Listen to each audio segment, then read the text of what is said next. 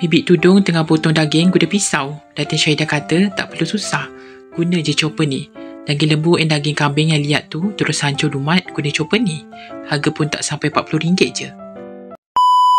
Bik, apa Bik kata-kata ketung ni? Ini Datin, nak daging hancur-hancur nak masak Bibi, kan saya dah beli chopper ni. Kenapa tak guna? Boleh ke Datin daging ni? Apa pula tak boleh Bik? Semua boleh Bik. Bibi ambil ni. Nak tengok Bibi masuk dalam ni.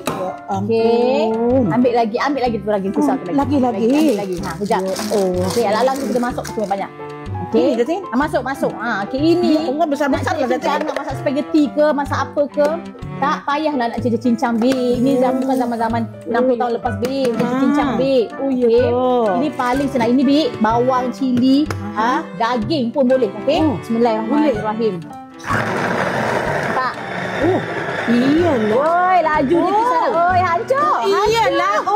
Hancur. Ya Allah, ya Rabbi. Tajam nak pisau tu. Nak halus boleh. Nampak? Yang paling penting, minta maaf. Cantik lah Datin. Nampak? Minta maaf. Allah. Nak masak spaghetti dah boleh. Dah buat kari pap dah boleh. Ya Allah, terima kasih Nampak? Datin.